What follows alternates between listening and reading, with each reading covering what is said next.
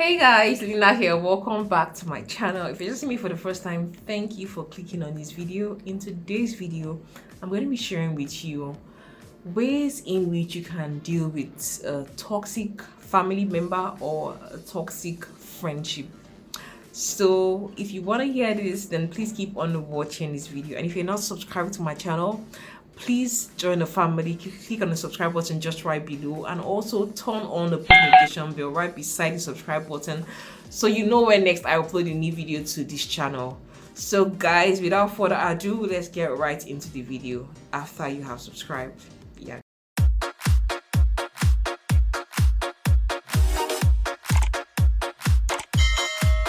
The first way you can deal with a toxic friendship or a toxic family member is to distance yourself as far away from them as possible. You cannot be spending so much time with someone who is bringing you so much bad energy. Like, come on, like Skepta said, bad energy, stay far away. Come on, bad energy, like just get away from me. Take 10,000 seats away from me. You need to distance yourself away from bad energy. You cannot have someone who is constantly putting you down, being around your circle. Like, how do you have the confidence and the courage to, lift your head up and, walk confidently in life and, go out and, strive and pursue your goals? You can't have people like that around you. You need people who see the value, who see value in you. You need people who encourage you. You need people who are saying positive things about you. You need people who are saying, oh yes, you are doing good and you are doing well. Like, you need people who pour water into you. You need people who just nourish you and who make you feel good about yourself. At least sometimes they'll still tell you, okay, you need to work on this and all, but they still encourage you that you are doing really well. Do you get? Yeah. Second way you can deal with a toxic relationship with your friend or your family member is you need to learn how to say no. You could have a family member. It could be probably your dad, your mom, your grandpa, your auntie, your uncle, and this person is always asking you for money. Let's say you probably earn 100,000 naira, and before the month ends, the person has already asked you for 150,000 naira. And I wonder, like how much do you think I'm earning? And you keep on asking me for money. Like this.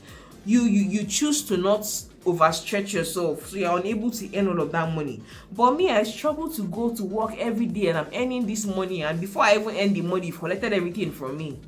You need to just learn how to say no, and you choose within yourself. If you want to give to the person, you can then give the person, okay, see you, I have this budget for you. I'm only going to give you 15,000 naira every month or 20,000 naira every month. Don't come to me and be asking me for 200,000 every month and I don't even earn that. Do you get?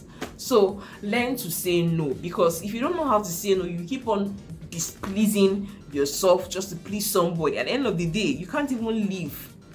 So learn to say no. It will help you. It will do you a whole lot of good. Don't be a people pleaser.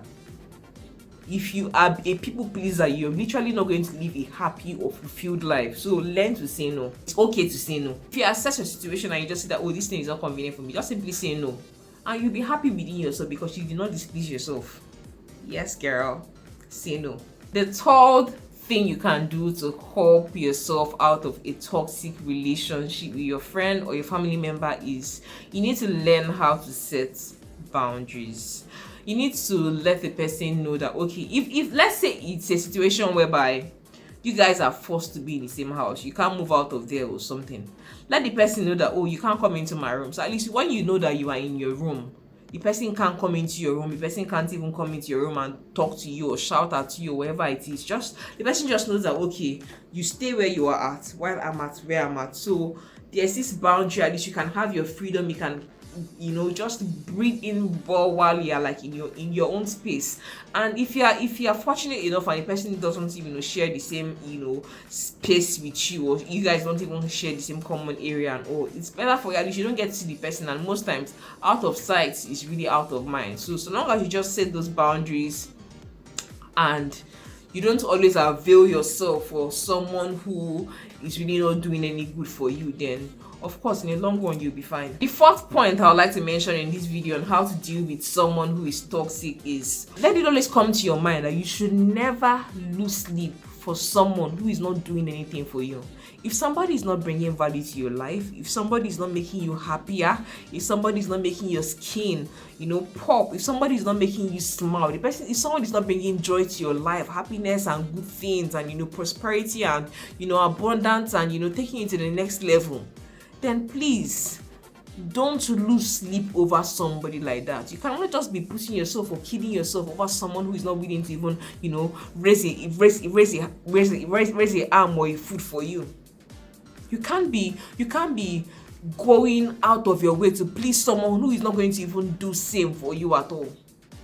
Like it should be mutual. The person should be it's like this life is like, it should be like a scratch my back and I scratch your back situation. If you help the person small, the person too should also help you. So don't be in a situation whereby you are just like the person just takes. Don't discomfort yourself. Don't even try to even stress your brain. If I thought you even want to even help someone that can't help you, just do it without expectation. Because when you are doing it and you're having expectation, the person is not even willing to reciprocate when you need it, you'll be disappointed. So if I thought you won't even help without expectation, so you don't feel let down later on when you need the person. So guys, the fifth way in which you can deal with toxic relationship with your friends, family members is when you notice that this particular friend has a pattern of always gossiping, or your family member has a pattern of always gossiping, always talking about this person, always talking about that person, then you should know that when you are not there, the person will also gossip about you. So long as the person is always talking about other folks when you are there, when you are not there, the person will also talk to others too about you. So once you've seen that this person has a pattern of constantly gossiping, constantly talking, then it's obvious the person is a gossiper. So obviously the person is going to be talking to you, talking about you to other people. The reason why most times they have the time to be doing all of that gossiping, because really they're not living their purpose. They're not doing what really gives them joy. Because if you are someone who is living your purpose, you're literally going to be busy every day thinking about what's the next thing, what's the next thing. You're going to be very busy. You won't have time for gossiping and trivialities. So when you find out that this person is just all about gossiping and stuff, start to limit conversations with the person, start to distance yourself from such kind of friendships and family situations, because really in the long run the person is not going to add any value to your life. So just cut yourself out of it. Sixth way to deal with toxic relationship is you need to learn to stop communicating with friendships whereby when you even get to talk to the person in a very long while, it just seems like information gathering. Because really, if you're talking to somebody and it feels like information gathering and not like a heart-to-heart connection, you guys are not connecting on a deeper level, like please just dust your hands, dust your shoes, just get out of that situation. If you can delete the person's number, just delete the person's number, block the person's number, move on with your life. Like please don't be in a relationship with someone or a friendship with someone and just find out that it just seems like information gathering. The person just wants to be monitoring your progress. Another way that you can deal with having toxic friendship or family members is